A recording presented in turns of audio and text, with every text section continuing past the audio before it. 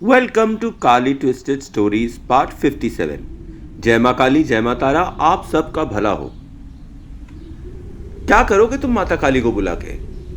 गुरुजी सोनू भाई से पूछ रहे थे। सोनू भाई के गुरु उनको करीब 3 साल पहले मिले थे। वो एक दिव्य शक्ति थे और उनके मंत्र का आवाहन करने मात्र से वे प्रकट हो जाया करते थे। ये बस बाय चांस ही था कि सोनू भाई को उनके गुरु मिले, जिन्होंने उनको दिव्य साधनाएं और अनुभव का ज्ञान दिया। अब 3 साल हो चुके थे। उनके गुरु ने उन्हें जिस प्रकार से माता काली का ध्यान करने के लिए कहा था, ठीक वैसा ही वो कर रहे थे। और उनके कथनानुसार माता काली साक्षात दर्शन सोनू भाई को ज़रूर देंगी। इसी आशा में सोनू भाई अब 3 साल हो गया था लगातार माता काली की साधना कर रहे थे, पर दर्शन थे कि हो ही नहीं रहे थे। तो इसका कारण पूछने के लिए वो अपने गुरुजी के पास पहुंच गए और उनसे अपने सिद्धि साधना क्षेत्र में बैठकर वार्तालाप करने लगे। बोले, गुरुजी आपने जैसा कहा मैंने वैसा ही किया।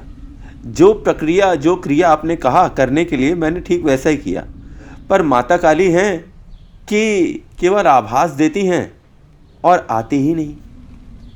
तो उन्होंने कहा कि ज़रूर कोई ना कोई तुम अपनी साधना में त्रुटि कर रहे हो, जिसकी वजह से तुम सक्सेसफुल नहीं हो पा रहे हो। तो सोनू भाई बोले कि मैं ऐसा कौन सा गलत काम कर रहा हूँ? जैसा आपने बोला गुरुजी मैं वैसा ही कर रहा हूँ। जैसे जाप आप बोलते हैं मैं बिल्कुल वैसा ही करता हूँ। उसी तरीके से भोग लगाता हूँ, प्रसाद लगाता हूँ, उसी तरह से हवन करता हूँ और माता को याद करता हूँ, स्मरण करता हूँ, सारे समय उन्हीं के ही ध्यान में रहता हूँ। पर माता मुझको एक आभास दे देती है, लेकिन कभी भी साक्षात दिखाई नहीं पड़ती है। मुझे माता काली के साक्षात दर्शन करने हैं, ये मैं कैसे करूँ? आप बताइए, कोई रास्ता बताइए। कुछ सोचकर सोनू भाई के गुरु ने बोला कि ये नवरात्रि आ रही है, इस पर 9 दिन की तुम तीव्र साधना करना माता काली की और उनके बीज मंत्रों का ही उच्चारण करना। पर अब उच्चारण तुम करीब 9 लाख के आसपास कर देना। सोनू भाई बोले, गुरुजी 9 लाख जाप का 9 दिन में उच्चारण करना लगभग नामुमकिन या असंभव होगा। अगर इतना जाप हम करेंगे तो हमारी सुध-बुध गुम हो जाएगी, हमारा शरीर टूट जाएगा। तो गुरु ने बोला कि माँ काली को ही तो बुलाना है ना तुमको, तो कोई ऐसी वैसी माता है माँ काली? और दूसरी चीज़ कि जब तुम माँ काली को बुलाओ इस बार, तो तुम उसको ऐसे बुलाओ जैसे तुम अपनी माँ को बुलाते हो। ये भाव तुम्हारे अंदर मिस हो रहा है, जिसकी वजह से माता काली तुम्हें साक्षात दर्शन नहीं दे रही हैं। तो सोनू भाई बोले कि अच्छा। तो कहा कि हाँ, सेवा ऐसी करना 9 दिनों तक नवरात्रि पे कि माँ दर्शन देने के लिए बाध्य हो जाए और प्रेम में बाध्य हो, किसी और वजह से ना बाध्य हो। तो सोनू भाई ने हामी भर दी। बहुत विचार करने के बाद सोनू भाई ने बोला कि मैं 9 दिन व्रत रहूँगा और न पानी पीऊँगा न कुछ खाऊँगा। एक टाइम मैं बस थोड़ा सा जल और कुछ ग्रहण कर लूँगा, बाकी समय मैं भूखा ही रहूँगा। और जब बच्चा भूखा रहता है तो सबसे ज़्यादा कलेजा किसका कटता है? किसी और का कटे ना कटे, पर माता का कलेजा ज़रूर कटता है। ये सोचकर सोनू भाई ने सोचा कि अब इन 9 दिनों में मैं कम से कम आहार लूँगा, ताकि माँ को ये आभास हो कि मैं उसके लिए भूखा बैठा हुआ हूँ और वो अगर नहीं आएगी तो मैं भूखा मर जाऊँगा। तो उसे आना ही होगा किसी भी कीमत पे। तो सोनू भाई ने ये सोचकर अपना यज्ञ हवन और पूजा प्रक्रिया जैसे कि वो करा करते थे और उनके गुरु ने जैसे उनको समझा रखा था माता काली की साधना करने के लिए, वो उन्होंने स्टार्ट कर दी नवरात्रि पे। पहली, दूसरी, तीसरी, चौथी, 5वीं, 6वीं नवरात्रि बीत रही थी और जैसे जैसे नवरात्रि बीत रही थी, सोनू भाई लगातार निरंतर जप कर रहे थे। 1 लाख जप प्रतिदिन करना एक बहुत ही बड़ी और कठिन बात है। रात के 2 बजे से अगर जाप स्टार्ट होता तो दिन में उन्होंने प्रण कर रखा था कि 3 बार जाप करेंगे, 3 पार्ट्स में, क्योंकि एक बार में एक सिटिंग में पूरी जाप नहीं हो सकती थी। 9 दिन की उन्होंने अपने ऑफिस से छुट्टी ले ली और घर पर ही बैठकर अपने सिद्धि साधना क्षेत्र कमरे में बैठकर वे साधना करने लगे। और पहले रात में 2 बजे से 6 बजे तक करते, फिर उसके बाद 2 घंटे 3 घंटे वहीं साधना क्षेत्र में ही सो जाते और फिर 9 बजे से या 10 बजे से जब भी उठ जाते, नहा धो के फिर जाप करने बैठ जाते। फिर उसके बाद शाम को 3-4 बजे तक फिर ब्रेक लेते, 2 घंटा सोते, 2 घंटा और फिर उठकर जाप करना स्टार्ट कर देते। ये प्रक्रिया निरंतर लगातार जारी ही रही, पर इसका कोई परिणाम नहीं निकल रहा था। केवल मंत्र जाप, मंत्र जाप, मंत्र जाप, मंत्र जाप, मंत्र जाप। इतना मंत्र जाप करने से उनका दिमाग भी थोड़ा सा डिस्टर्ब सा होने लगा। घर वालों से उन्होंने कह रखा था कि उन्हें कोई डिस्टर्ब न करे और घर के कमरे के बाहर ही घर वाले उनका प्लेट में खाना या नाश्ता जो भी कहें एक टाइम का छोड़कर चले जाते और वे अंदर ही रहते, क्योंकि ये उग्र साधना थी 9 दिनों की, जिसमें माता काली के वे दर्शन करना ही चाहते थे। बार बार उनके दिमाग में ऐसे ही आता कि उनके गुरु ने कहा था कि माँ काली को ऐसे प्यार करो जैसे तुम अपनी माँ को प्यार करते हो। तो 9वीं रात थी और आखिरी पूजा थी। सोनू भाई ने मन ही मन सोचा कि माँ काली इतनी कठोर कैसे हो गई। मैंने इतनी सेवा करी माँ की और माँ मुझे प्यार नहीं करती है। हाँ, मैं भूखा बैठा हुआ हूँ, अगर माँ होती तो मैं भूखा सोता?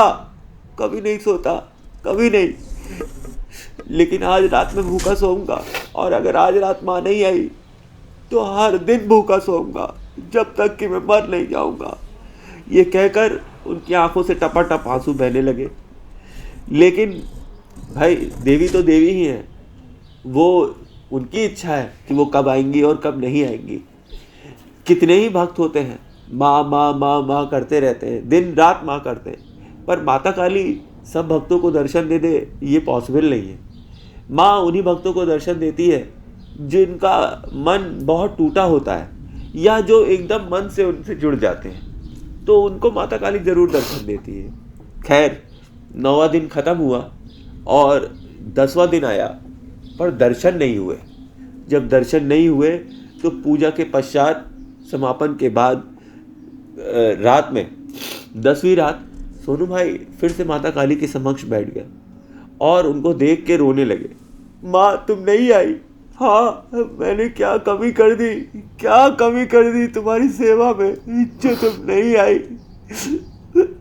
मुझसे कोई गलती हो गई क्या? हाँ, बताओ ना मुझे माँ। तुम नहीं आओगी तो मैं भूखा मर जाऊंगा, मुझे तो पता है माँ। अगर मेरी माँ होती तो मैं भूखा सोता? कभी नहीं सोता, कभी नहीं सोता मैं।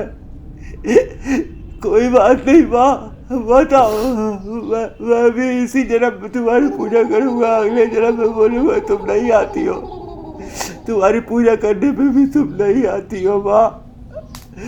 तुम्हें इतना बुलाया, इतना मन से बुलाया, तुम नहीं आई माँ। क्या के सोनू भाई रोने लगे और एक टक त्राटक माता की मूर्ति की ओर देख रहे थे। उनको कुछ समझ में न आया।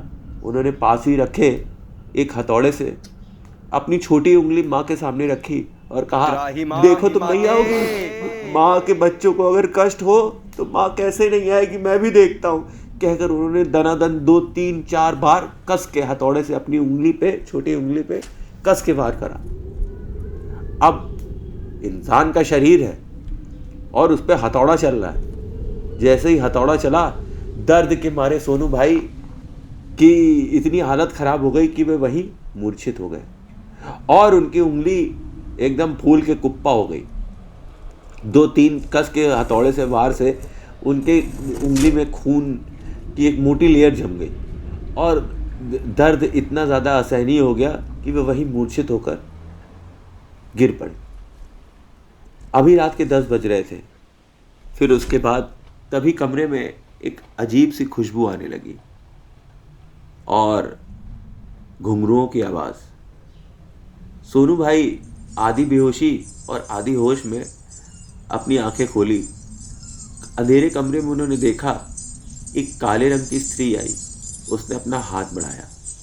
सोनू भाई ने उसका हाथ पकड़ा और बोला, माँ तुम आ गई, बैठो, सबसे पहले मुझे सुला दो, मुझे बहुत नींद लगी है, मुझे नींद नहीं आ रही है माँ, मुझे सुला दो।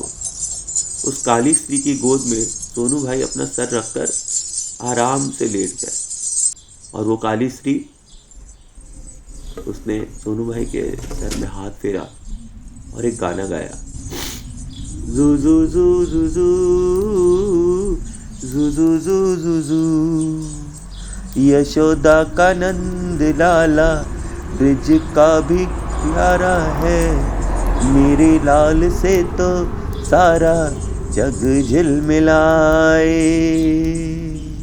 रात ठंडी ठंडी हवा गा के सुलाए, भोर गुलाबी पलकें चूम के जगाए, जू जू जू जू जू जू जू जू जू जू। सोनू भाई बच्चों की तरह सारी रात सोते रहे और उस रात के बाद आज 2 साल हो गए। जब भी सोनू भाई के कमरे से उनके रोने की आवाज आती है, उसी वक्त उनके कमरे से किसी के पुचकारने की, बच्चे और लोरी की आवाज सुनाई पड़ती है। और आस पड़ोस के लोग कुछ कहने की स्थिति में नहीं है। तो कैसी लगी कहानी? अच्छी लगी कहानी? आई होप अच्छी लगी। जय मां काली, जय मां तारा, आप सबका भला हो।